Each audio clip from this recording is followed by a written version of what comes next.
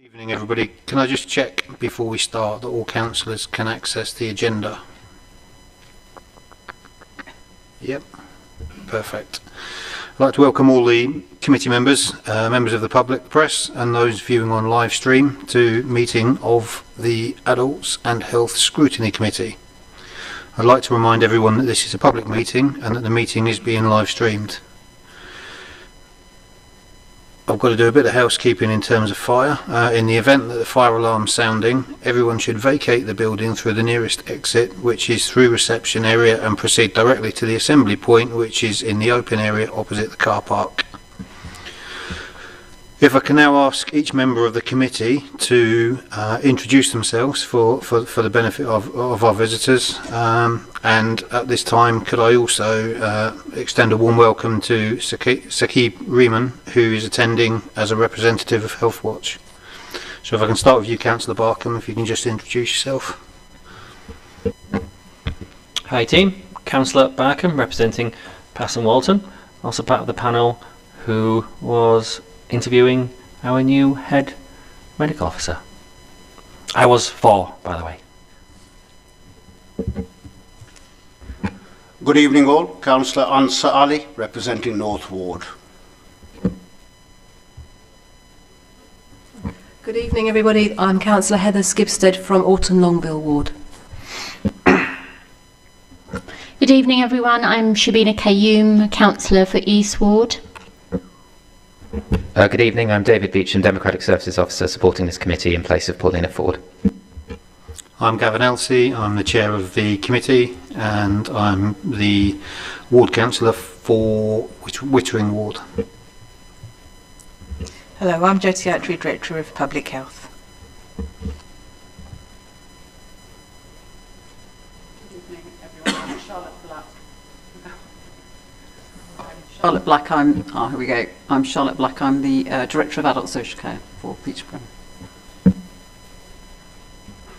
Good evening, I'm Councillor Brian Rush, I represent Stanground South Ward.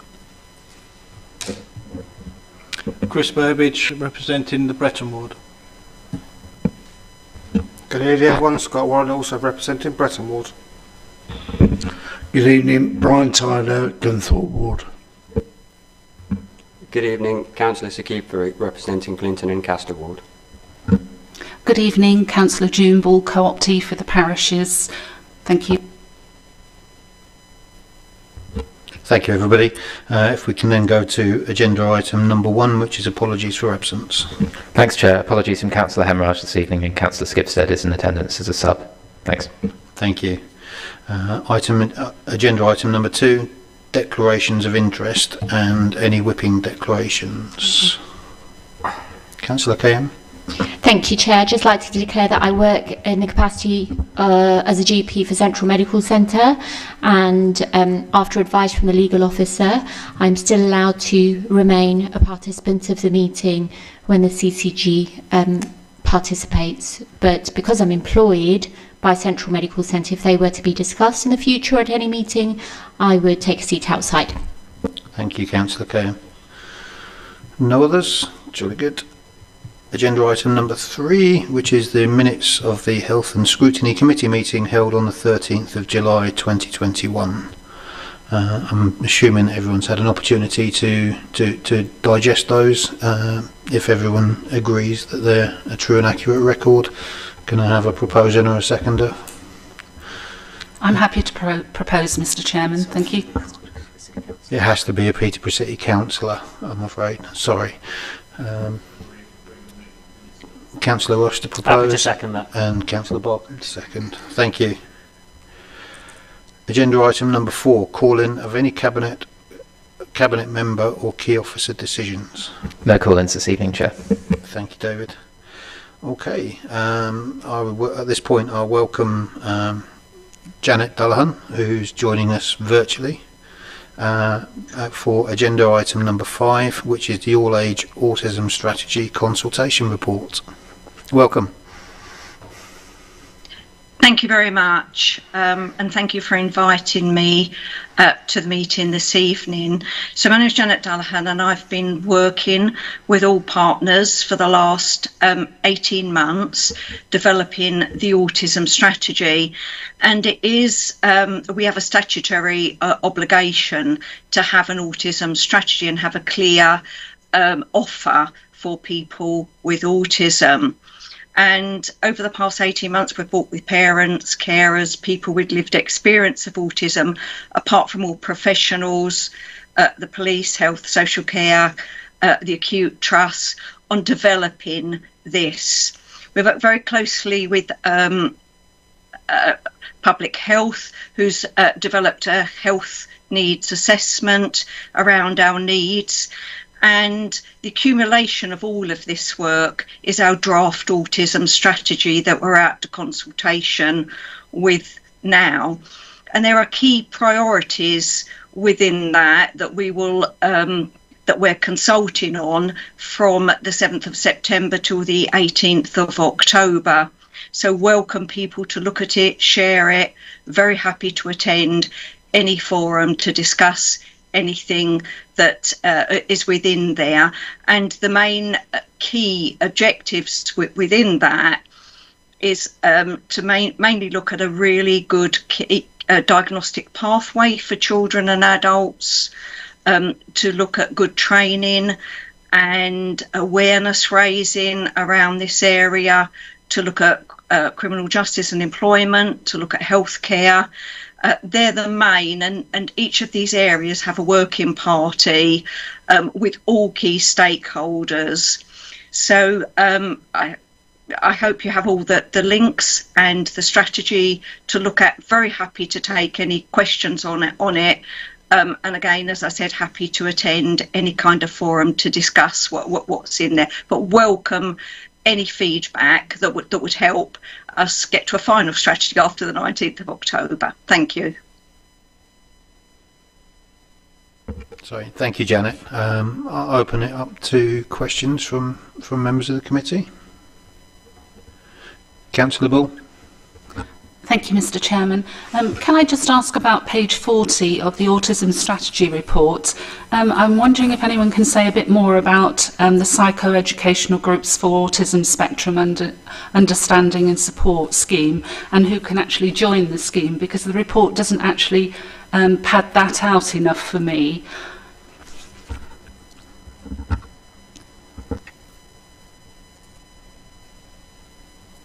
Janet?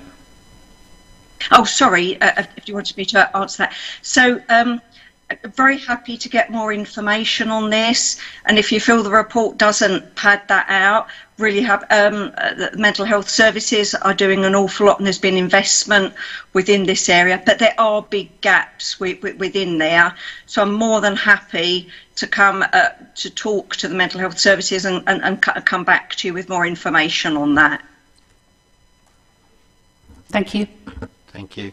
Got Councillor Burbidge. Thank you, Chair, and thank you for a great report. I've got a couple of questions, if possible. The first one is regarding page 12, where it states that there are approximately 8,700 people with autism in Peterborough at the moment, which could be seen to be rising to 9,300 by 2035. The question there is why we're seeing that kind of an increase. Is it just due to population growth, or is there a wider picture there whereby more people are being diagnosed as a result of better health care and the diagnosing of them? The next one is on page 21, which it says that the aim is to increase the number of employers signed up to belonging to the Disability Confidence Scheme set up by the government. I was wondering if you had any information on how many employers are currently signed up in Peterborough and how you plan to increase that.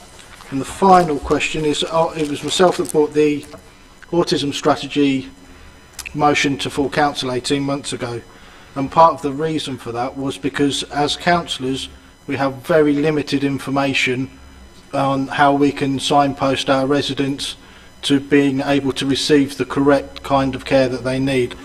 So my final question would be that what can we as councillors do to point the residents in the right direction to get that care that they require? Thank you, Councillor Burbidge. Do you want to come back? Thank Janet? you.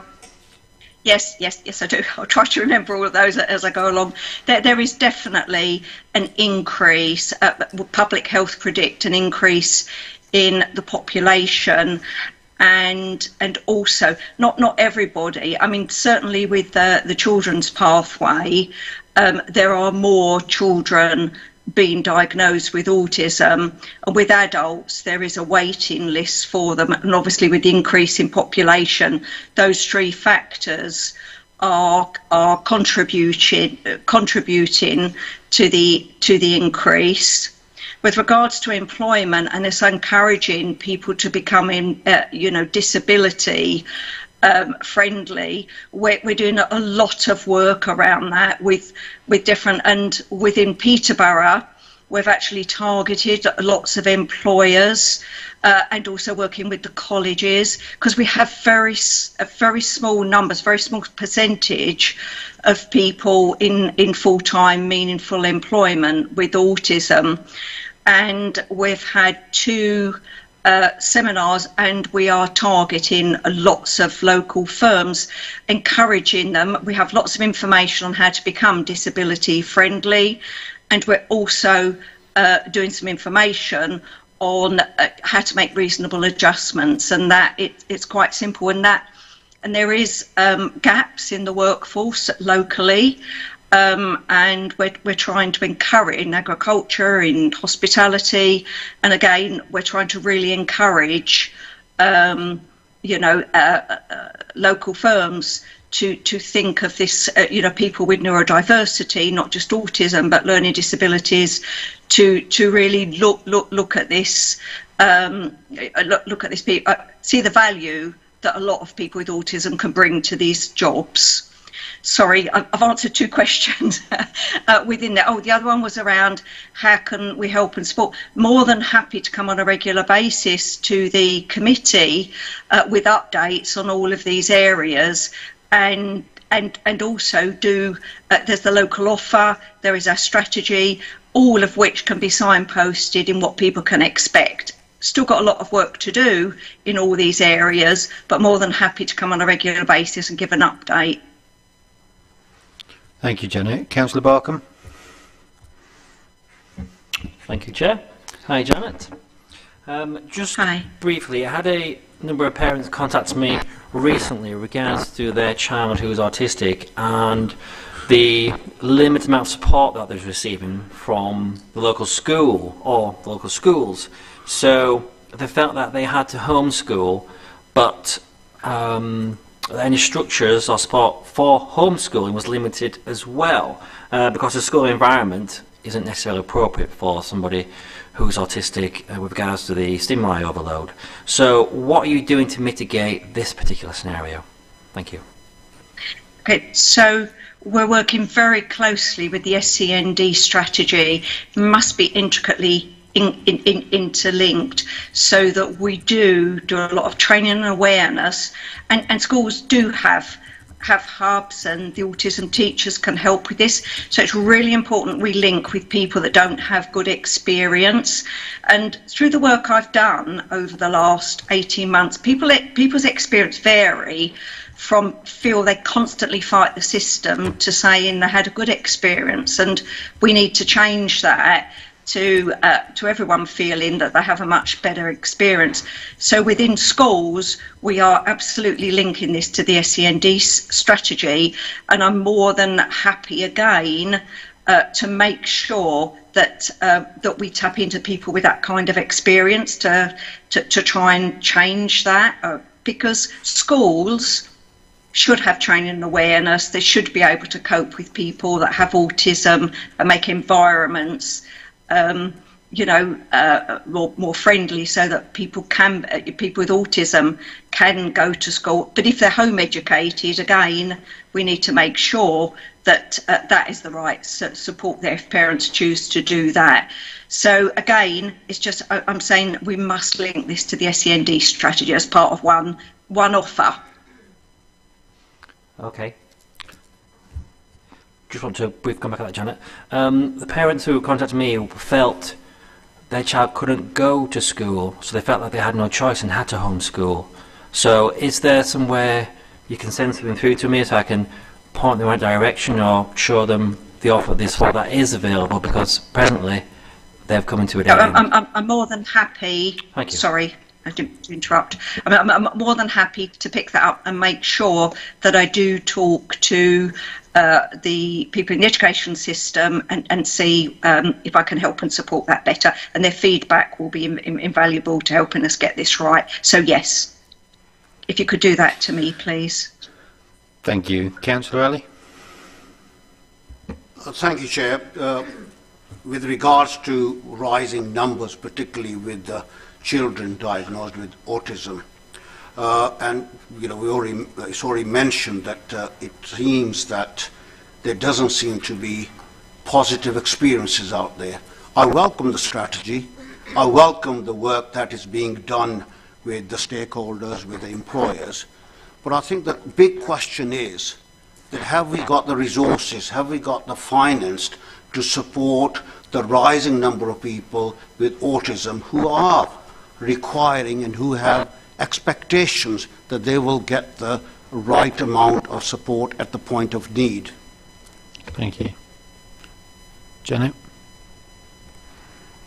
Hi, can you hear me? Yep. Hello, can you hear me? Yes. Oh, sorry. You're a little bit broken up then, but I think your question was around looking at the resources. The work that we've done is really around, if we join up things and integrate things, we will do things better. Is there enough money for everything as we go along? I think we have to just highlight the gaps and take that to health and social care and look at what we can do. There has been investment in the children's pathway, there has been investment in the adult pathway, but there are still gaps. There's no getting away from that. But I think the more we work as a whole system and in partnership, we highlight the gaps, and we have been able to bid for things around training and development and more awareness raising. But this is a 5-year strategy, and I think we've just got to really just keep working this and doing the best we can. Thank you very much for that. We have quite a diverse community here with different cultural needs, language needs. Are we adapting the support that we have available to the needs of all our diverse communities? We're certainly trying to do this as much as we can. So the strategy can be interpreted into any other language, and we welcome input from diverse communities, to really look at what's important to them and value, that their input to this.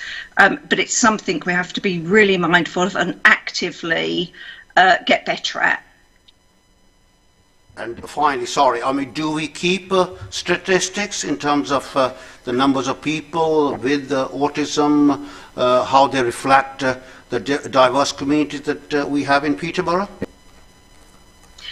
Certainly through Family Voice, through the Parent Carer Forums, through everything I've been involved in the last 18 months, we've encouraged input from those areas, and we've had lots of input through Family Voice and Pinpoint Paracare reps that are actively targeting some of those areas on our behalf in doing that. But we could do. This is something we really need to focus on and try to do to get better at, basically. Thank you, Councillor Tyler. Hi Janet, I've also got several questions. One at a time, or do you want them all? Fine. Far away. Okay, the first one is about 6 or 7 years ago, I picked up on this major disconnect between lots of the services that were available up until the age of 18, and they didn't start again until the age of 25. So you had this 7-year gap between availability of services. Has that, I mean, I appreciate this is an all-age strategy, but has that gap now been plugged completely because it happened about 18 months ago when last asked? Certainly through the SEND work, we're trying to make sure that they're filling the gap from 18 to 25, and certainly adult services there have been big gaps in, and the transitions is a real area that we need to focus on to make sure that we join that up better, and that goes for health, social care, and lots of other services. But I think through the SEND strategy we're trying to get better at this area. There are still gaps. There's a big gap in the diagnosis of autism in adults in Peterborough that has been Health are trying to address through investment in the pathway, and I think they're about to start the diagnosis for adults pathway again, because there is a long waiting list for that area. Around that, but I think it's improving definitely from 18 to 25 with us joining with the SEND strategy. I think the big problem there was you had a lot of groups of young people, and some were getting access to these either benefits or services or whatever, and for no particular reason their friends weren't, and obviously it's very upsetting for people with autism and their families and things. So I just want to make sure that the whole is blocked really, so they everybody has the same access. I think having an all-age strategy linking children's and adults and transition is increasing the chances of getting that right. Yeah. Second question then, the local offer. Frankly, last time I looked at it, so has it improved? Who's looking after it? Who's making sure that it's up to date? I'm getting a new microphone. Cheers, mate. So with the local offer, we have people responsible for the local offer linked to the autism strategy, and they are asking us to contribute to that and make it much clearer, easier to navigate for people that want information around autism and other areas. That they've put this consultation on the local offer, but they are linked to this, and again through the parent carer groups and feedback from them, we need to keep reviewing our local offer to make sure that it's easy to navigate and that people get where they want to first time. A lot of the information that was on there was dated, obsolete. I tried several of the phone numbers and the phone numbers weren't even working, so it needs maintaining properly, because otherwise there's no point doing it. I'll absolutely feed that back to the two people responsible for the local offer, and as a group, anything to do with autism, we will test out that people can access that and that the numbers that they've got there do work. So I'll absolutely commit to doing that. Okay.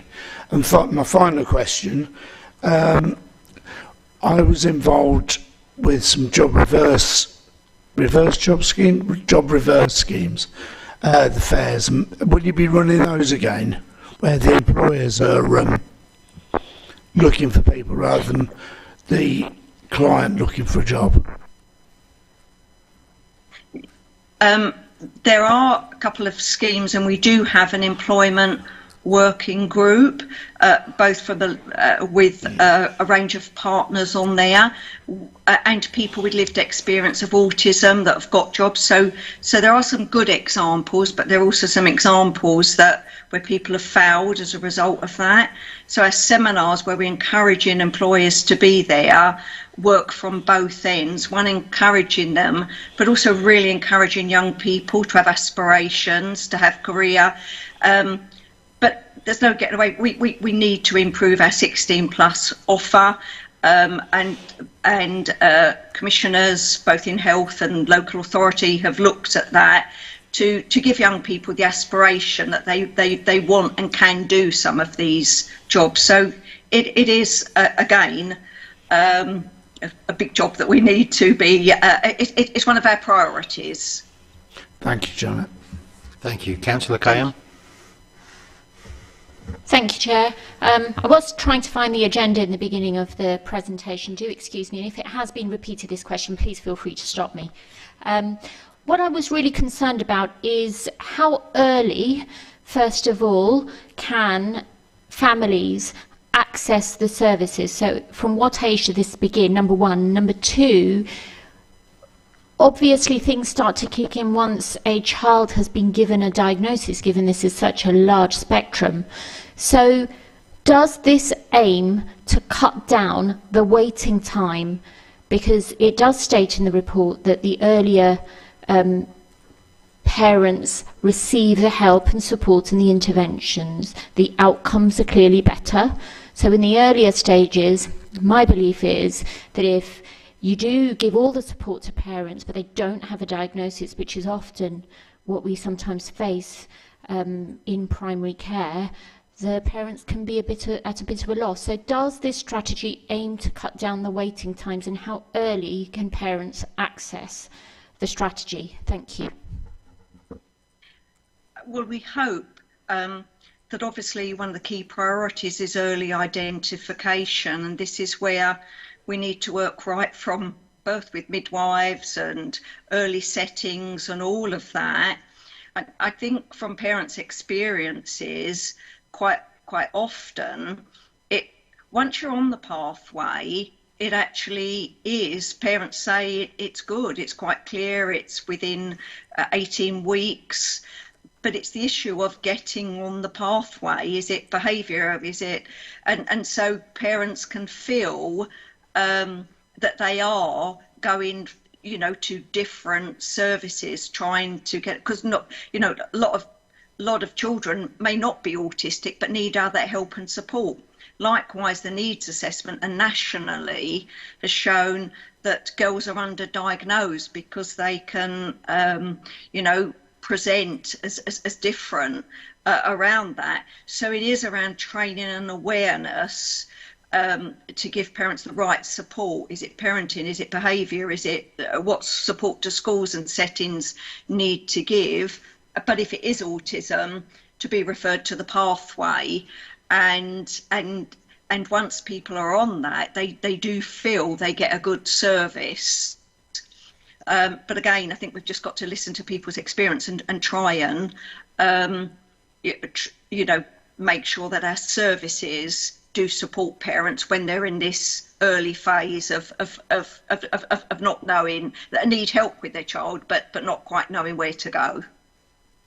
Thank you, Janet. If I may follow up on that, that's very true. And I think that this report definitely does highlight an improvement in those services. However, it does take a community paediatrician and often a plethora of genetic testing to ascertain whether a child is on the autistic spectrum or whether there is anything else that is affecting them from a neurodevelopmental perspective. And I do fundamentally believe that tying up those pathways to shorten the duration that parents have to wait and families have to wait for could see better outcomes, because you would reduce the waiting times, number one, and number two, patients would either be identified as being on the autistic spectrum and getting the right help or not. But unfortunately, there is a shortage of community paediatricians that can make that diagnosis, so it's just something worth feeding back and thinking about, I think. But thank you. Thank you. Yes, you're right. And one of the work streams is really looking at that diagnostic pathway. And I'd be more than happy at a future meeting to ask a paediatrician, Dr. Venkat Reddy, who's leading this piece of work and hopefully trying to improve this pathway, to come and to a future meeting and discuss that, because that is a really important area that we need to get right. Thank you, Janet. That would be really helpful. I've got Councillor Bull, and then I think we're finished.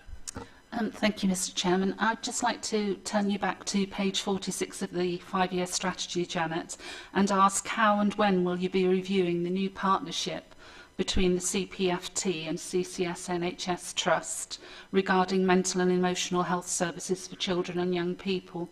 This also picks up on the gap that Councillor Tyler was talking about, the 18 to 25 gap.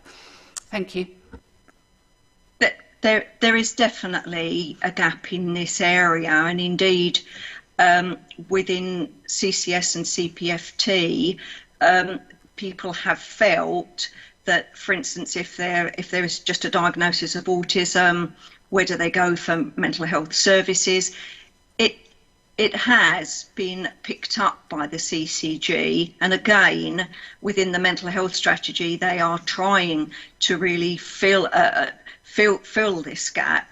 But there is real work to be done in this area to join this work up, because a lot of people with learning disabilities, people rarely have one area, and emotional health and well-being, and particularly since COVID and lockdown, has really escalated, particularly for neurodiverse people. And I was at a meeting earlier on today that highlighted how they're really trying to adapt the services to develop that. But there are a lot of people in this area that do need help and support.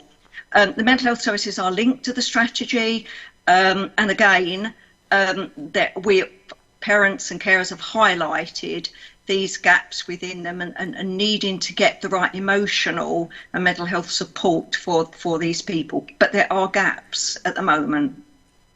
Most grateful for that helpful response. Thank you.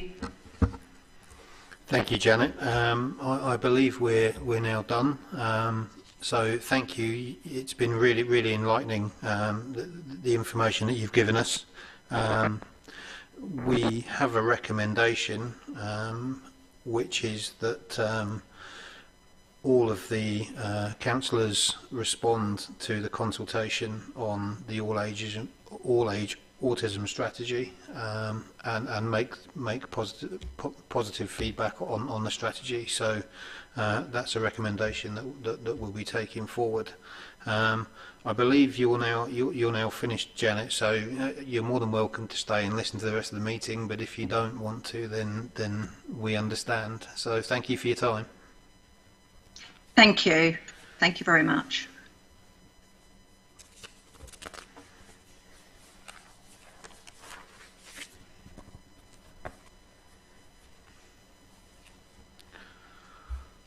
Okay, we move on to agenda item number 6, which is the primary care update relating to access to primary care during the COVID-19 pandemic. And at this point, I'd like to welcome Dr. Gary Howsam and Dawn Jones.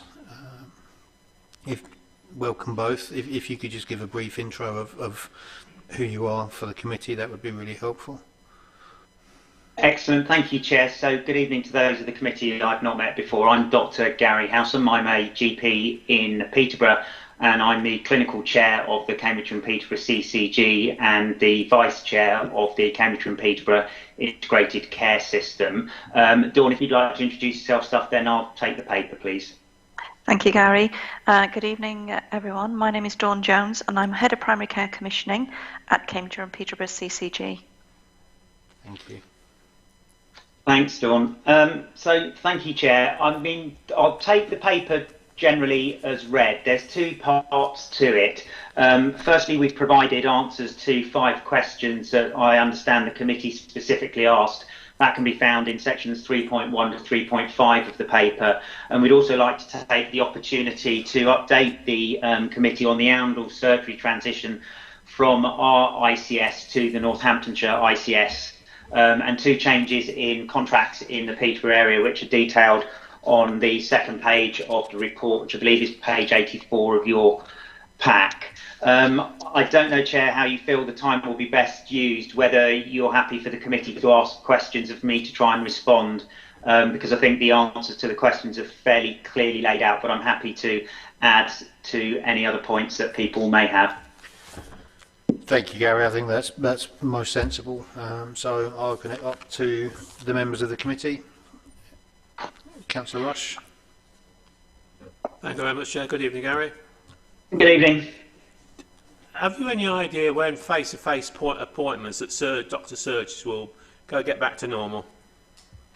It depends what you mean by normal, Councillor Rush. The first thing I'm going to say, as you'd expect, is that general practice has been open throughout the pandemic, and we have been offering face-to-face appointments where they've been deemed necessary clinically, or where there's been a particular indication from a patient that they felt it would add value from a face-to-face appointment. As I'm sure the committee knows, it was back at the start of the pandemic that NHS England changed the standard operating protocol and instructed general practice to stop working in what we considered to be the normal way then, where a lot of patients wouldn't be triaged before coming to the practice, to a system where we were asked to make telephone or video contact with all patients before bringing them bound to the surgery, which, to be fair to NHS England, were for perfectly sensible reasons around infection prevention control and in order to keep patients safe, us safe and our staff safe from what was at that stage a killer disease without any vaccination. So that's why we had the transition initially. If I can share the latest figures with the committee on face-to-face appointments, for July this year, the figures from NHS Digital show that we had 423,000 GP appointments, of which 234,000 were face-to-face. So that's about 52% that were seen on the same day. And if you actually extrapolate that up to the million patients that we look after, that means that in the month of July, the equivalent of 1 in 4 patients had a face-to-face appointment with their GP. So I think the figures probably don't correspond particularly well with the anecdotes that we're seeing reported in the media more widely at the moment. Thank you. Thank you. Another question. During the pandemic, the Stanground surgery was closed and used as a vaccination hub. When they start doing the booster vaccinations, will it be closed again? I'm afraid I can't answer that question. As yet, phase 3 of the vaccination programme is just being rolled out, and the final decisions as to sites and how that will be distributed and which practices or PCNs have signed up to deliver that phase of the vaccination programme, I don't know the detail of yet. So I can't give you an honest answer to that question at the moment, but obviously in the early stages of the pandemic, once the Joint Committee on Vaccination and Immunisation had decided that the vaccine rollout needed to begin, general practice were asked to prioritise that, and we've actually delivered over 1.25 million vaccinations across Cambridgeshire and Peterborough, and the vast majority of those have been done in PCNs out of general practice estate. So whilst the priority was on that, it did mean other services were displaced or reduced. But that's what we were asked to do by NHS England and the government, and I'm very proud of the way general practice across Peterborough and Cambridgeshire have stood up to deliver that and provide the level of protection we've managed to do for our population and residents. Thank you. Thank you. I've got Councillor Skipstead. Oh, thank you. Thank you, Chair. Just a bit of a follow-up question to Councillor Rush regarding the face-to-face appointments. And you were saying that there's been negative press about this, and clearly I've spoken to many people who have been negatively impacted and not been able to see their doctor. Do we need more pressure on the government nationally to enable a return of these face-to-face appointments with regard to staff resources? Because it's clearly put pressure on the emergency services, because I've had to use that several times in the last year and a half. Will these measures, the measures you've cited in your report, be enough to manage the issues of not being able to provide enough face-to-face appointments and enable people to get an appointment when they need one? That was the first question. Secondly, when we're at the weekend, when there's no GP surgeries open, people are asked to ring 111. That's become an impossible place to get through to, because I've personally tried it and waited an hour and didn't get through. When you go back to the website, it just refers you back to your GP, which you cannot do.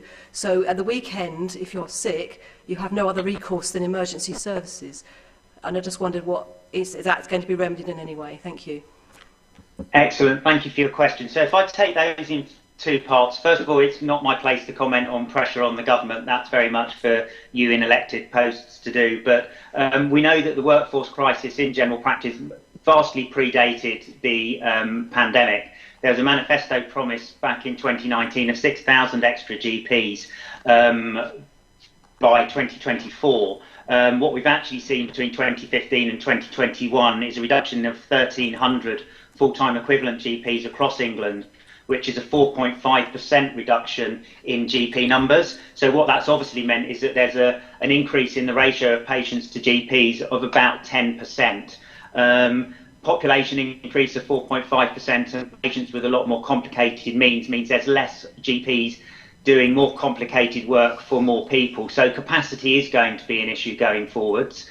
It takes a long time to train GPs, so one of the mitigations the government have put in place is the promise of 26,000 additional role staff, which you're seeing rolled out across general practice now, and you'll see that outlined in the paper, talking about pharmacists, advanced practitioners, first contact physios, occupational therapists, paramedics, mental health workers. These are all the people that are coming to work alongside GPs within our practices. And what it does mean is that when people call into a general practice, it might not always be a GP that they see. There'll need to be a determination of the best person for them to see in order to address their needs. I know when I'm in practice on a Monday, I have an opportunity to work alongside a physiotherapist, an advanced nurse practitioner, paramedics and a mental health worker, and by triaging the calls on the telephone myself, I can make sure patients are directed to the right person at the right time. But the ultimate answer is we don't have enough GPs. We've had underinvestment in general practice for over 10 years now, and unfortunately we're starting to see the consequences of that. To answer your second question, the out of hours service at the weekend is staffed and run by GPs, so there's actually a GP service running 24/7, 365 days a year. The access to that is through 111, and we know with the increase in demand at the moment that there is an increase in the number of calls that are dropped by the 111 service, and we're looking at ways that we can boost the resilience of that service and increase the workforce.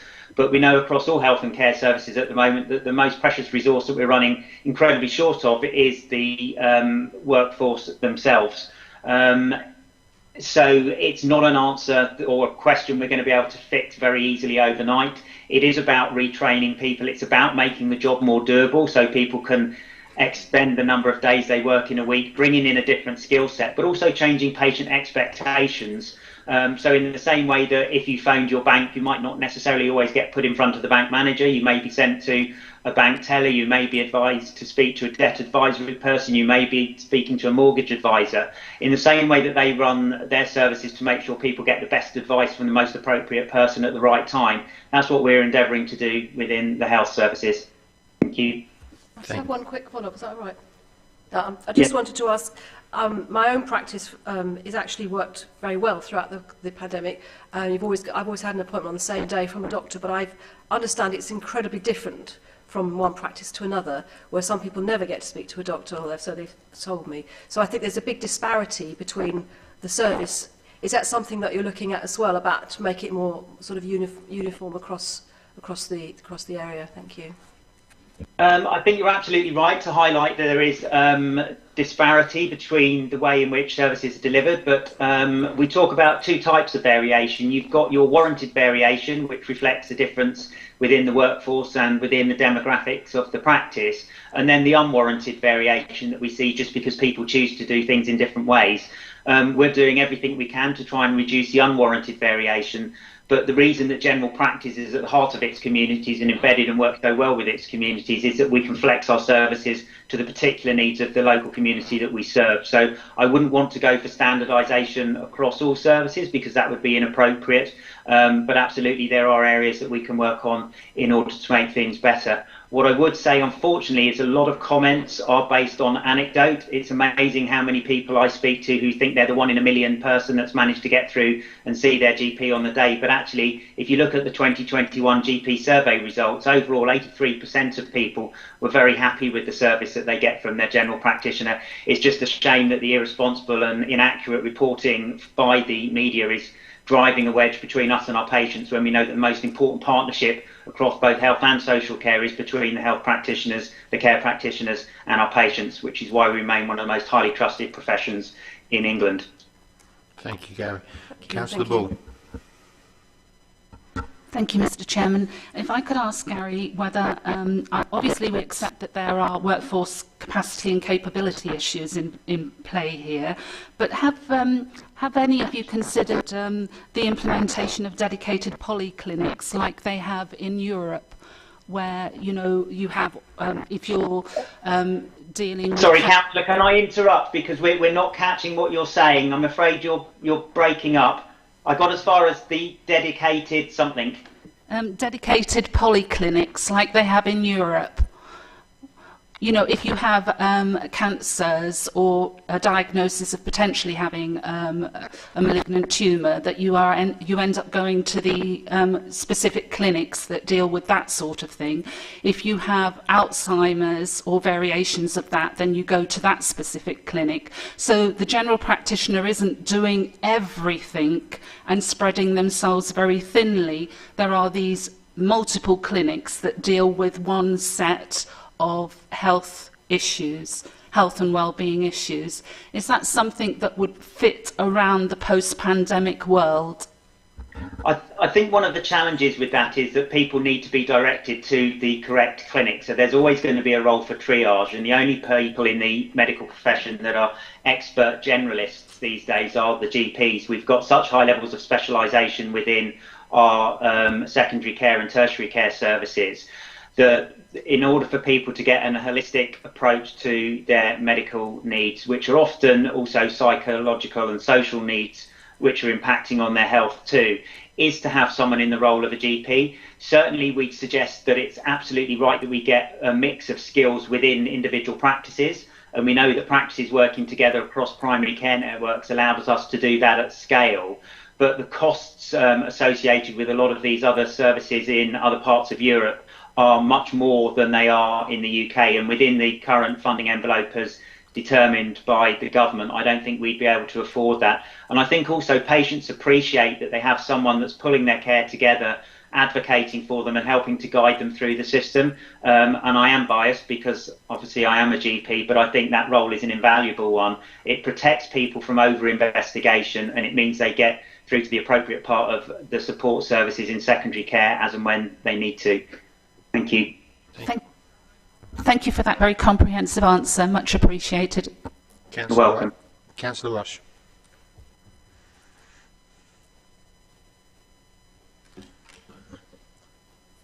Thank you, Gary. Gary, I've been contacted about shortage of flu jabs and blood tests in Peterborough. Could you update us on the current situation, please? Yes, absolutely. Both of those are national issues. They're not necessarily issues for Peterborough. If I take the first one relating to the blood bottles, that's because it became apparent a few weeks ago that we only have a single supplier of blood tubes coming into England of a certain type. So there was a decision made at national level to mitigate the risk of running out of tubes by asking both secondary care and primary care to restrict the blood tests they were doing to those that were deemed medically essential. We were asked to reduce within hospital services by about 25% and a similar level in primary care. Now, obviously, with a clinical hat on, I'd argue that I don't know that a blood test is not vital until I get the results back, by which time it's too late to not do it. But there has been a reduction in tests taken. My understanding is that there have been a number of blood tubes brought in from Europe and the United States now, which has mitigated the problem. And NHS England messages that we should be getting back up and running to normal capacity over the next few weeks. With regards to the flu campaign this year, there was one of the providers that at very short notice sent emails across general practice saying that they wouldn't be able to deliver to their original delivery dates, which caused a lot of frustration both for patients and GP practices. I know at my practice we had 600 patients booked for a Saturday clinic, and we found out on the Friday that they weren't going to honour the delivery date, so those 600 had to be cancelled and rebooked. But again, we assured that that problem was largely down to distribution rather than manufacture of the flu jab. So there are enough flu jabs in the system. there was just an issue getting them out to the practices. But I'm pleased to report that flu vaccinations have started across the city of Peterborough now, and it's vitally important that people come forward and get those when offered. The NHS will contact them when it's their time to come forward. But we know across England each year we get 20,000 deaths from flu, and that's been somewhat overshadowed by the concerns by COVID. But as we move into winter, it's absolutely vital that those who haven't been vaccinated against COVID come forward for that, and those that are eligible for a flu vaccination come forward. But I don't think there'll be any further unnecessary delays on the information that I've been given to date. Thank you. Thank you. Councillor Burbidge. Thank you, Chair. I'm going to change from the GP surgeries to the hospital, if possible. In particular, A&E waiting times. Obviously, we see a lot of bad press on waiting times. We've seen the hospital on social media trying to discourage people from going to A&E unless it's an absolute emergency, which should be the reason you go to A&E, let's be fair anyway. And also, with my job going in and out of the back of the hospital all the time, it's very frequent that I can see upwards of 15 or 20 ambulances, all with patients inside, waiting for a considerable amount of time just to be admitted through A&E at the back. So I was wondering what's been done to try and reduce those waiting times, and obviously the number of patients that are left lying on ambulances outside the back of A&E. And the second question would be whether we could have a brief update on the relocation of the UTC services from City Care to Peterborough City Hospital, if possible. Now it's been up and running a month or two. Okay, thank you. So if I take the first one of those, you're absolutely right. The pressure across every part of the system is unprecedented at the moment. And that's for a number of reasons. First of all, we've obviously still got the fallout from the pandemic. We've got a lot of built-up demand where perhaps patient heeded the message of the politicians not to burden the NHS in the early days of the pandemic. We know those with long-term conditions are at the stage where if they haven't been monitored as closely because of pressures across the system or them being clinically extremely vulnerable and not attending, that those long-term conditions are deteriorating. And a lot of that is driving demand. I think this is where it's really important to try and not segment the pathway too much and try and divide it into issues in primary care and issues in secondary care or the emergency department. We know that when any one bit of the system gets overwhelmed, we start to see pressures elsewhere. We know the hospitals have had issues with flow. We know since the Forward View back in 2016, which was a big programme of work and the 5-year plan to try and reduce the number of people going into the emergency departments by providing alternatives, that we've been working not just within health services but also with the population to help them understand that there are a number of other options other than the emergency department. As you say, it's the one place where you're kind of told above the door why you should be there, and if you've not had an accident and you've not had an emergency and you don't need the most highly skilled doctors in emergency care to be seeing you, then it isn't the right place to be, which is why we're promoting self-care, why the 111 system is there to provide information, why we suggest people go to community pharmacies if they have any medication queries or they've failed to get their repeat medication, or to go to one of our minor injuries units or our urgent treatment centres if they're presenting with lower acuity problems, minor injuries, minor illnesses and the like. The issue with the ambulance trust is a difficult one at the moment. We know, again, this is predicated on, one, the high demand, two, the inability to maximise the flow through the hospitals because they're so busy, and three, workforce issues both within the hospital and within the ambulance trust, meaning that they're not running at the capacity levels that perhaps we'd like. So we're attacking this on a number of fronts, Councillor. As I say, part of it is patient education, part of it is ensuring that we have a number of different options, and part of it is ensuring that when people present to the emergency department, they're helped part of the system where they would be able to be seen more quickly by a more appropriate clinician. And why we encourage people, if they don't know which part of the system to access, to think 111 first and to call the 111 service, where not only will they get advice about their condition and will be signposted to the most appropriate place, but actually they have the capacity now to book appointments within general practice or within the ED if that is appropriate to help the flow through the system. With regards to the urgent treatment centre, that has now relocated to the front of the hospital site. Obviously that takes some time to bed in and to get people to start working in different ways but it does maximise the opportunities to divert people from the emergency department streaming back into a general practitioner, into minor illnesses nurses. I think it's too early for me to be able to give you a clear picture of what the data shows, although I'm sure that's something we're more than happy to bring back when the unit's been operating maybe 6 or 12 months, and we'll have a much clearer picture of how that's impacted on the rest of the system. Needless to say, despite the fact that demands are so high, I think it's absolute testament to the efforts of the staff, both in the ambulance trust, the hospitals and the community and general practice, that we are maintaining a service when we've got such pressures on workload and we're seeing demand going so high. Thank you. Thank you, Gary. I've got Councillor Ali. Thank you, Chair. Originally I was going to ask a couple of questions on the ambulance service and the UTC, but that's been already asked. But I'm going to go back to the GP practices. I think, you know, the point was made earlier. Sometimes the negative publicity that our GPs receive is unfair. From what I hear and from a personal experience, once one gets through to the doctor, to the GP, the experience is a very good one, basically. But the biggest challenge and the biggest problem and the complaints that we get from residents that we represent is actually getting through. When people ring in the morning, they're told ring early in the morning for the same day appointment, and I know from personal experience, you ring up and after a little while when you get through, you're number 28 in the queue.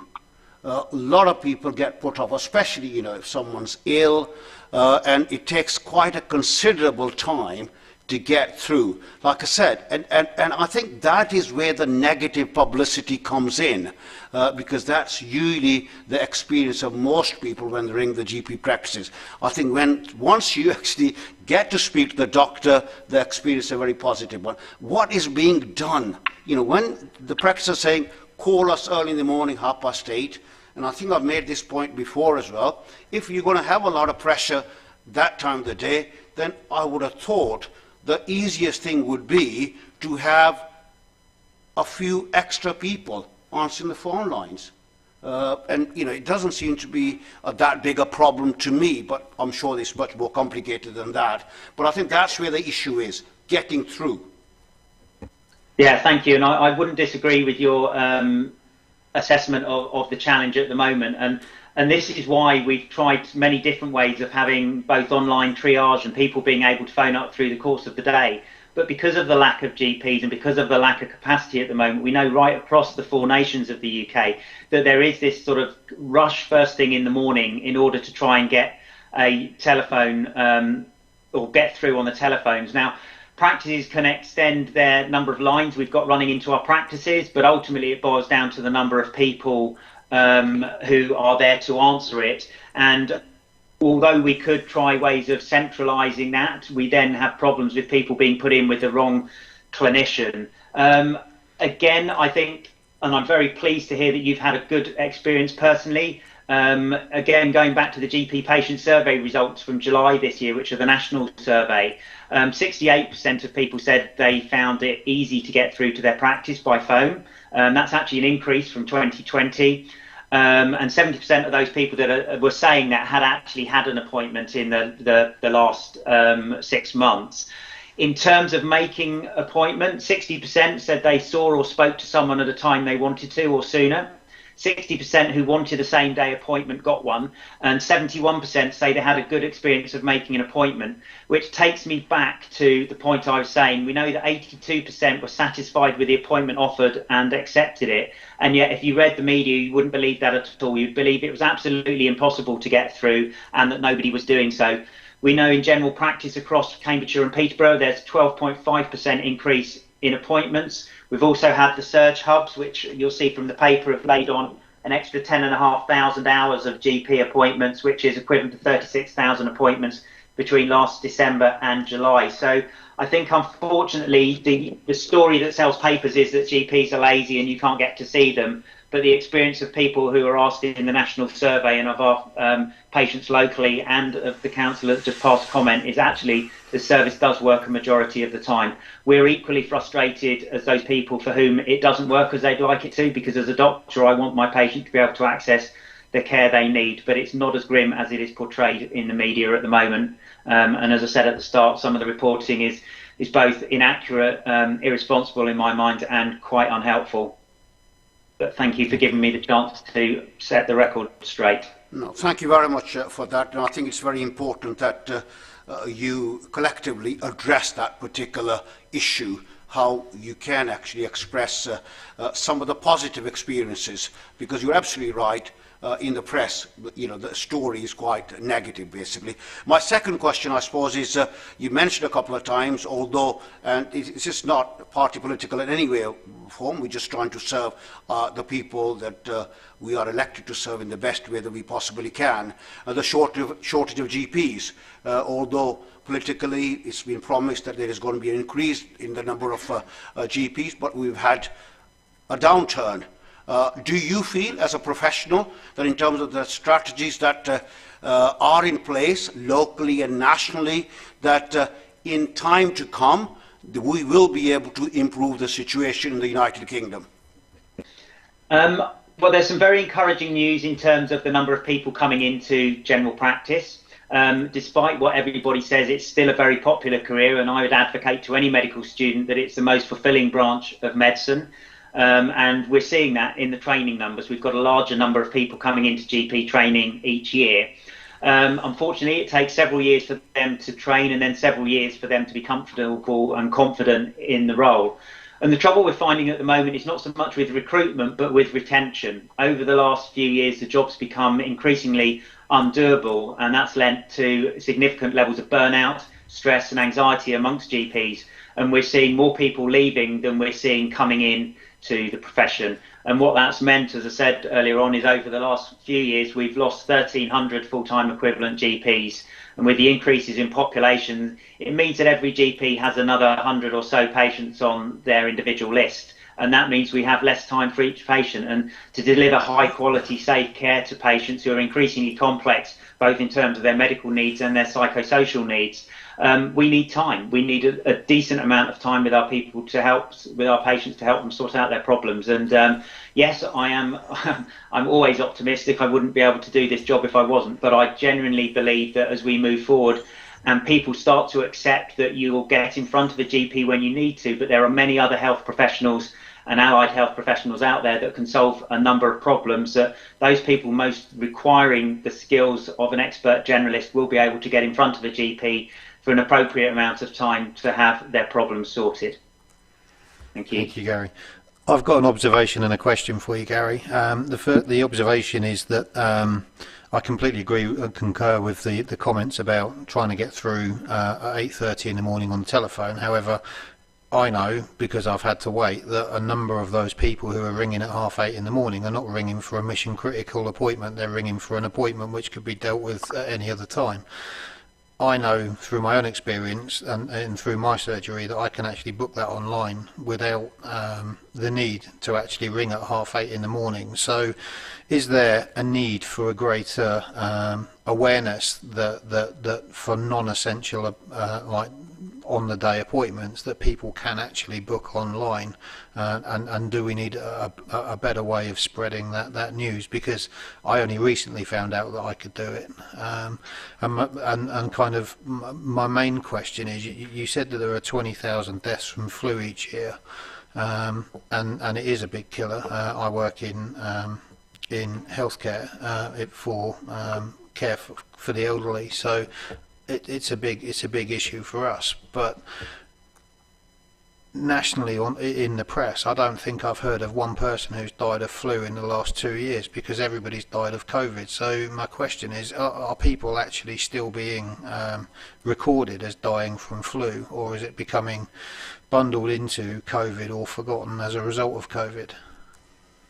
The statistics that are counted are deaths within 28 days of a diagnosis of COVID. So people may have died from something other than COVID, but they've still died within 28 days of a positive test. So it depends which of the statistics you're looking at.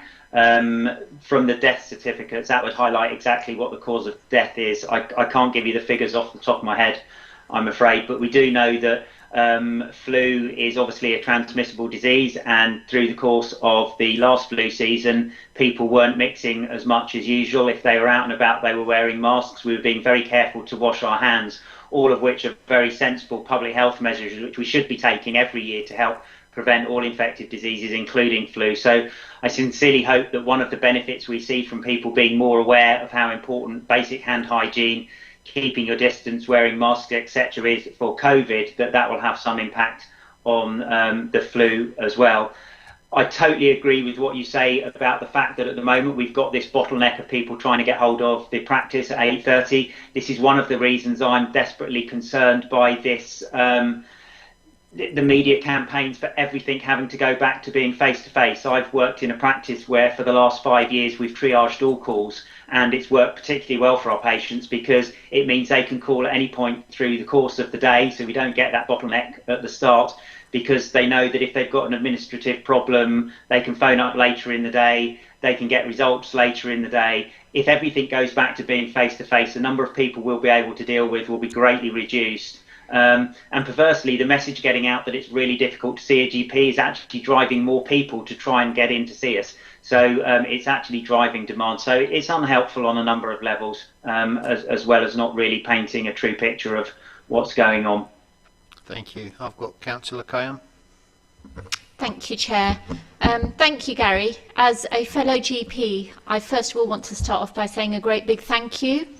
It's not an easy job, and I'm sure that both of us have had a very, very long day at work. I've been at practice all day, and just to give the committee a little bit of an understanding, I work at Central Medical Centre, and as of yesterday 9 AM we had already received 1,000 phone calls.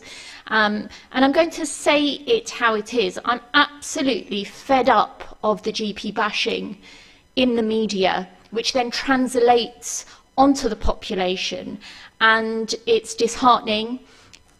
We also have to compensate for a lot of what primary care aren't able to deliver in the way of referrals, and like Councillor Elsie has said, that there will be many people that want to have access to their GP surgeries, but they will be for matters that pertain to, for example, chasing up a referral that has seen a delay due to COVID at secondary care level. So we do have to negotiate quite a large spectrum of problems that don't necessarily warrant a face-to-face appointment. And I worked for years at a practice that operated a triage system, and it's about educating the population. So a huge thank you, Gary, from all of us. I think that's very important because GPs work awfully hard. And what my question is there anything that we can do as a committee and as elected representatives to help you from the public perspective? I know that there are various organisations that are trying to tackle the negative media narrative, but equally it's unhelpful when members of the public, and especially sometimes there are elected representatives that will publicly also sort of call for people to rally against GP surgeries, which I think, again, agree with you, is very unhelpful. Is there anything that you would like to see us do in order to make the situation more easier for us, I think, in primary care? Thank you. Thank you. And I mean, obviously being GP yourself, you understand the vast spectrum of type of work that comes in through the door and the number of issues and problems that people bring to us, not just within health, but within the wider determinants of health as well. I mean, as you were saying about the calls, I mean, another statistic, we know that the practices across Cambridgeshire and Peterborough are fielding about 40,000 phone calls a day in hours. And if you compare that to the 1,200 or so that go through the 111 system, you can see that the practices really are delivering the vast majority. We know that 90% of contacts within the NHS are done within primary care, and it's just getting the positive messages out there. And I think as elected members of your communities, you're respected, and people do listen to what you say. And I think it's really important that you balance the narrative about always wanting to improve the service. And I'm cut the same. I'd never say that the service is perfect, and I always want things to be better for my patients. But it's really important that people do understand the pressures that are out there, and that we publicly stand up against the disinformation and the lies that are being peddled about the way things are working. I'm sure some of you will have seen the reports coming out of Manchester where 4 members of a primary care team were attacked in the GP's surgery and actually left with fractured skulls. Now, thankfully, we've not had anything to that level across Cambridge and Peterborough, but we are having staff being verbally abused on a daily basis, people being spat at, premises vandalised, and that poor behaviour needs calling out. And I think all of us within positions of responsibility within our communities, be that as elected officials or appointed health leaders, need to take a stance, and we need to defend the people that are working incredibly hard to try and help the population through what's been an incredibly difficult time. I think more than anything else over the last 2 years, we've all appreciated just how precious our health is and how we all own our own health and how we have to work with the health professionals and the care professionals to make sure we maintain our health in the best way. So the prevention messages are really important. Making good decisions about the wider determinants of health, education, employment, open spaces are all critical to making sure that as we move forward, our residents lead happier and healthier lives where not just their health but their well-being is addressed, acknowledged, and we all work in the same direction. So thank you for your comments. They are truly appreciated, and I'll make sure they get passed on to colleagues on the front line. Thank you, Gary. And I think we resonate. In fact, Councillor Ali speaks to me regularly, and he's full of praises of his practice and particular doctors when dealing with his problems. So thank you very much, and we're here to support you. Thank you, Gary. I don't have anybody else waiting. Oh, sorry, Councillor Rush. Well, while we got you, Gary, I'd just like to say thank you very much for the CCG for bringing back the IPF. There's a lot of people out there who were very distraught when it was taken away, but there's a lot of happy people there now that will use the service. Thank you very much. Okay, thank you for that comment. The decision was one that I know the governing body took a few years ago when it was suspended, and we were delighted that we were able to reinstate the IVF services. So thank you for that comment too. Thank you, Gary. I don't have anybody else, so thank you for the information. It's been really, really helpful. You've answered all of our questions with honesty and integrity, which is really, really good, and it's been really, really informative. So thank you for that. You're welcome. Thank you very much. So for the members of the committee, the recommendation is that we note the contents of the primary care update. Is everybody happy with that? Yep. Thank you. Once again, Gary and Dawn, if you don't want to hang around, then we understand. If you've got better things to do with your time, it's fine. Okay, thanks very much. Thanks, Will. Thank you. Okay, so we move on to agenda item number 7, and at this point, welcome to Jan Thomas. The item is the update report on the development of the integrated care system for Cambridgeshire and Peterborough. Thank you very much. Good evening, everybody. Nice to be back. It's a bit of a question of how to follow that last discussion, isn't it? Which was absolutely, I think, just pulls out exactly why we're trying to drive the changes on the integrated care system that we are.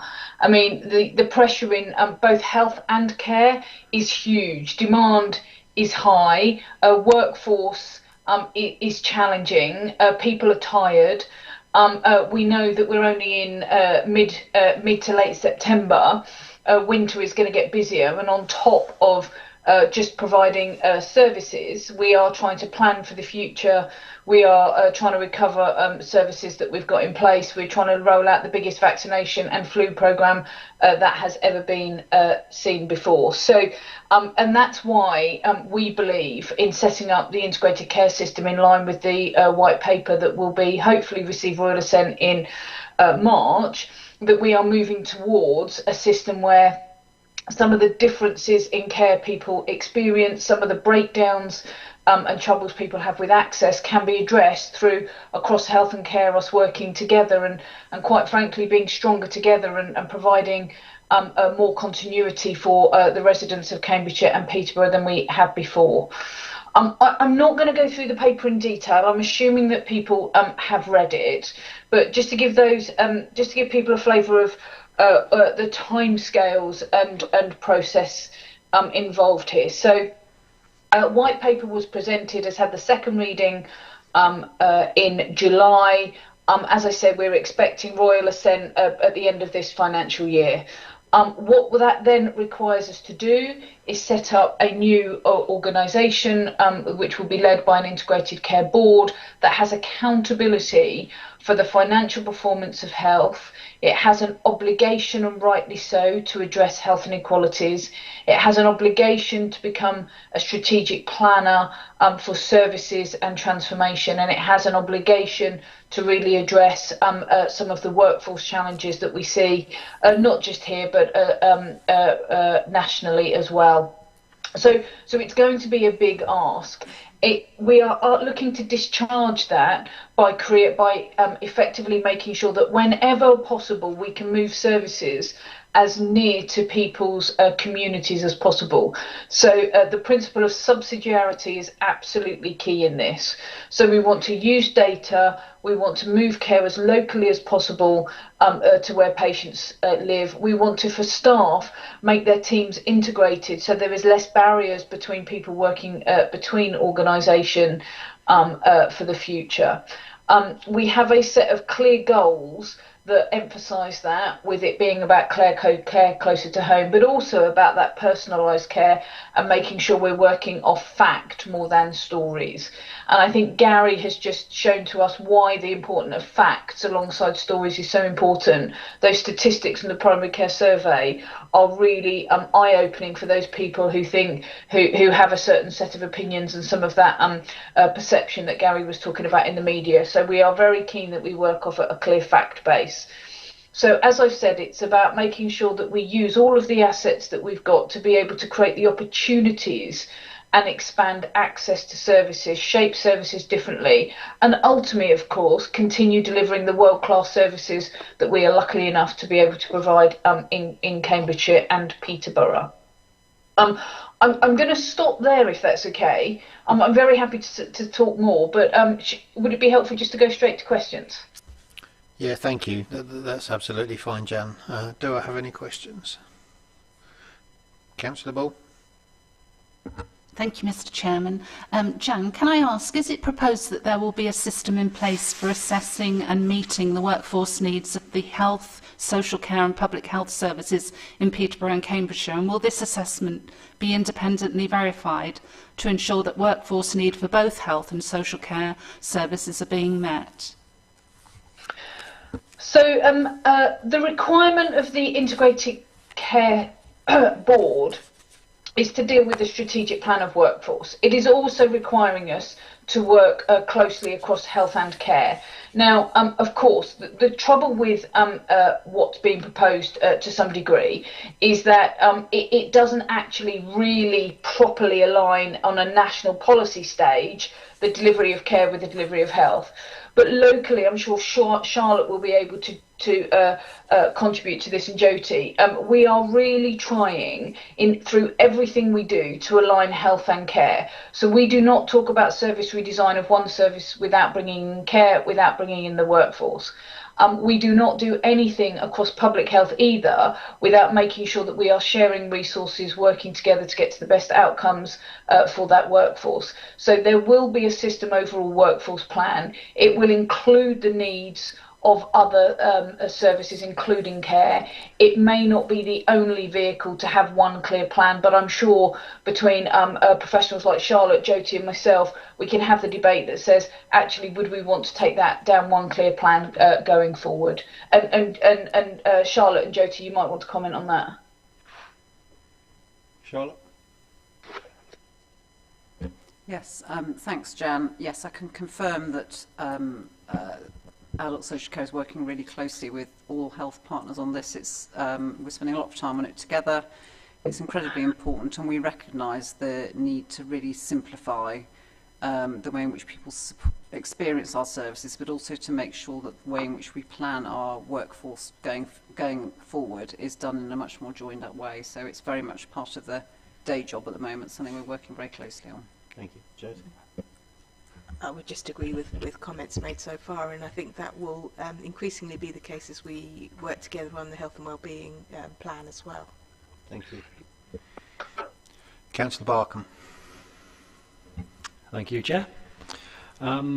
Just briefly, it's regarding excuse me, what is in place to verify if this is a success or get some way of tracking progress in this. So the organisations that you're working with, how are we verifying that we're closing the inequality gap, for example, between the deprived areas that we're trying to coordinate with? Thank you.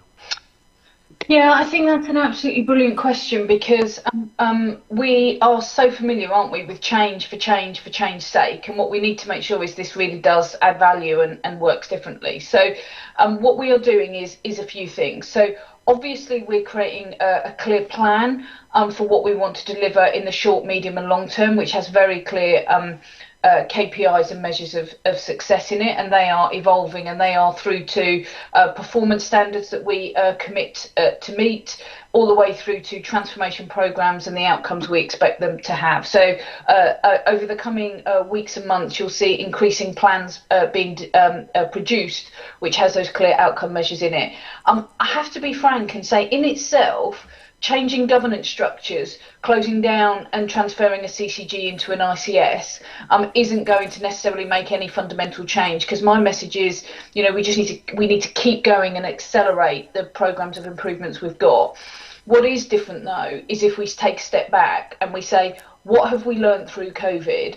What are we going to continue to deliver in the spirit of how we've delivered through COVID, which is, you know, a single data team working to produce the best population health data we can produce, with Jyoti's team, with my team in the CCG, with input from players like the university who are able to advise us. From work that we did on the discharge planning, where we provided, you know, pooled resources to make sure we could get the discharges right across health and care, really prioritise keeping patients in hospital as for as short a time as possible and getting them home first time. They're the principles, I think, that come out for what we need to continue doing. I don't think necessarily it's about a new white paper that comes through and gives us a different legislation. That's stuff we've got to do, but I feel very strongly that this is a journey from that we've already been on, and the most powerful thing that measures success is, are we still behaving and working together like we did in the middle of a pandemic, or are we in fact retracting back to a place where it's kind of organisation before that general population need? I can't see us going back, but it's my job to make sure we don't. Thank you. Thank you. So is it possible, Councillor, to come back to committee with some information to say that this is success or not, with regards to, for example, to say, okay, here we go, some of these inequalities have been reduced, just to see if this is working? Yeah, so I'm more than happy to. And, Thank you. And in fact, I don't know whether you've had feedback as a committee on the diabetes programme. I don't know whether you have, but it's a really good example of how what we've done is we have done 3 different things. So we have worked with people who have diabetes and GP practices and providers to say, how should this be done differently? We have prioritised funding in those areas with the most need. We have done targeted solutions based on communities and specific requirements. And a result of that, we've improved the uptake, not only of the diabetes programmes, but the adherence to it and the results that we've got off the back of it. That is all done through that lens of inequalities. And to embed it all, we have effectively deployed a population tool that helps practices understand who might be at risk of diabetes, who's got diabetes, where's their gaps in care and what they should be doing about it. So I think that's an example of how working in this way, where we put inequalities at the heart of what we're doing, can genuinely change the outcomes. And so I'll do a couple of things. We will, as we're evolving the ICS, quite happily bring back our plans that show what we're going to achieve, but we'll also very happy to get examples brought back of what we've done with programmes already, taking that ethos and how we've driven those improvements. Thank you. Councillor Rush. Hello, Jen. How will you, how will you facilitate the integration of care and provision closer to home? Yeah, so I think there's a couple of things on that. I think the first thing is that if you take the principle of subsidiarity being the most important principle, then what we need to do is build care not just around people's homes but in their communities. So we have just finished our annual general meeting just before this, Gary and I, and we had a really great question there from the voluntary sector that said, you know, we've got great things that we can offer, we can integrate more, but nobody's talking to us enough. Now, I know that people are talking to them, but but the point, if we're really going to get integrating around people's homes, we need to give the ownership and the accountability and the responsibility to that to those communities. So we're talking about how we devolve as much of that down to those local teams to give them more freedoms to operate. That's what we learned in COVID. You know, you give people a framework, you give them the support, you give them the autonomy and the empowerment to operate, and they come out with really great community solutions. And we've seen that through COVID. So we're going to take those future principles and keep pushing on them to make sure we can get care as local as possible. Thank you. Any more questions? Councillor Ball. Thank you, Mr. Chairman. If I could turn to page 93 and 94, paragraphs 3.9 to 3.10, surely there must be a guarantee that payment to private providers can only be made at tariff price to prevent competition for services based on price. In other words, private provider prices paid must be the same as what the NHS trusts and the NHS Foundation trusts pay. How will you ensure this is achieved? So as we are coming out of COVID and we're looking at recovery, we are really keen to make sure we can use all of the capacity available to us. So we've had fantastic support from the independent sector, particularly on elective surgery over the last 20 months, and we need to continue to work closely with them. What's different also in the ICS is that it does change how we deal with procurement, how we try and drive as much through, not just as much through the NHS as possible, but make sure we've got the right relationships in place with people like the independent sector to make sure that we are sharing workforce with them and using all of their assets correctly. As it happens now with our NHS large providers, we have already moved away from what I would say is a pay-as-you-go service. We cover their costs, we look at the transformation they need to do, and we go off that basis. In the independent sector, the pricing structure just currently is still different, and that we still pay on a unit basis, and that is a unit for delivery of service. That will change over time, but right now, until we can get the independent sector and the NHS effectively under one agreement, we are still ending up with two effectively commercial deals. What we do know, though, is that we do get value out of the contracts that we currently have, and that we don't pay more for private providers on that tariff basis through the system that we call payment by results, PBR, than we would do to the NHS. May I ask a supplementary, Mr. Chairman? Do you think that making changes to the legislation, making it mandatory that there is no competition and that there is a prevention for moving outside the tariff prices, do you think that could be part of the current legislation, that it's in its second reading stage at the moment in the House of Commons? So we know. So I think one of the things that's really positive about this is that we know that we need to be very open-minded in making sure we are getting the best services possible. However,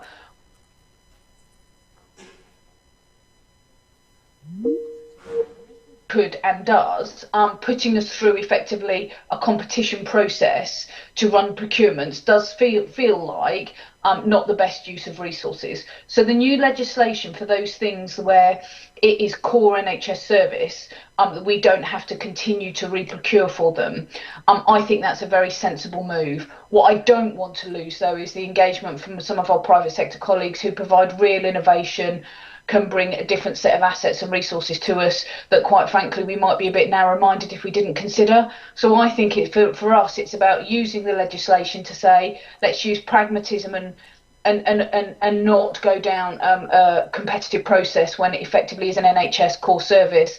But for other services, let's be really open-minded in how we form the right kind of partnerships to help us succeed. And that is a change from where we were before, which was there's one rule for everything. That sounds eminently sensible. Thank you. Okay, I think you can, after your AGM and this, you can actually go and put your feet up now. Thank you for your time tonight. It's been really helpful, and thank you for the input from my two colleagues to my right. I don't have any more questions for you, so thank you. If you could come back with, as Councillor Barkham asked for, with some KPIs that have been achieved and how they've been achieved, then that would be really useful. Definitely, more than happy to. Thank you. Thank you for your time. Thank you. Bye bye. Okay, so the recommendation is that we note the progress of the developing integrated care system. Is everybody happy to note that? Jolly good. Okay. Agenda item 8 is monitoring of scrutiny recommendations. Thanks, Chair. This is a standing item on every committee agenda, giving members the opportunity to review the responses from Cabinet members and officers to recommendations made by this committee and determine if any further monitoring is required. Thank you. Does anyone wish to speak on this item? Nope. Jolly good. We can move on to agenda item 9, which is the forward plan of executive decisions. Thanks, Chair. Again, just an opportunity for members to request any information on any item on the forward plan within the terms of reference of this committee. Thank you. Thank you. Shall we go through this page by page, and if anybody's got anything, we can raise it. So, if I may, Chair, if it's helpful, I can do a search for Adults and Health Committee, because I think there's only about 5 items on there. Okay. Just bear with me 2 seconds.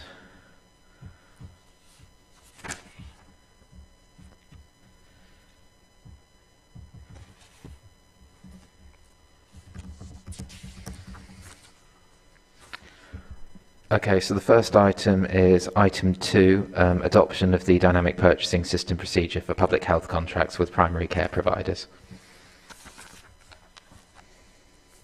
No comment. Okay, the second item is number 17, PCC home care framework.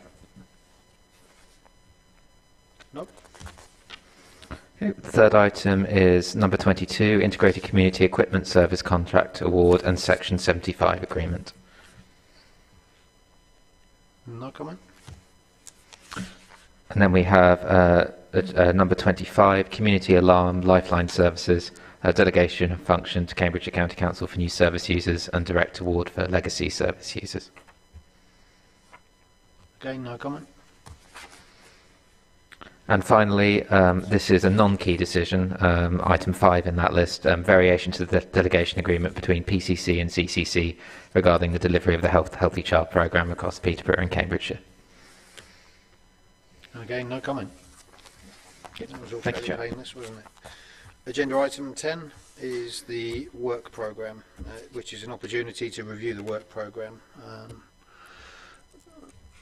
Does anybody, Councillor Burbidge? Yeah, as I mentioned yesterday about the dental services, bringing the briefing note to committee regarding the ability to get NHS dental places. So I think the recommendation would be that we have a briefing document by way of an update as to how dental services are, or NHS dental services are being obtained by people within the Peterborough area, because there seems to be particularly because there seems to be a shortage of, and it's hard to get a NHS dentist now if you're not already registered, and many residents are being asked to travel quite a considerable amount of miles to go and visit one. Okay, but if you're with your agreement, Chair, I might just contact Councillor Burbidge offline just to make sure all that information he's requested is gathered in the briefing. That's fine. And it's an update document that we can discuss rather than bring it back to committee at this stage. We'll review the document and then decide if we want to come back. Any others? Nope. Okay, agenda item 11 is the date of next meeting, which is 9th of November. And then we've got the 17th of November, the joint scrutiny of the budget meeting. Is that all noted? Jolly good. In that case, I'll close the meeting. Thank you all for your participation. Thank you all for being involved and asking questions. It's good to see questions coming from across the floor. So thank you. And if anybody's still there, thank you to all of the external people who have presented really well tonight. Thank you.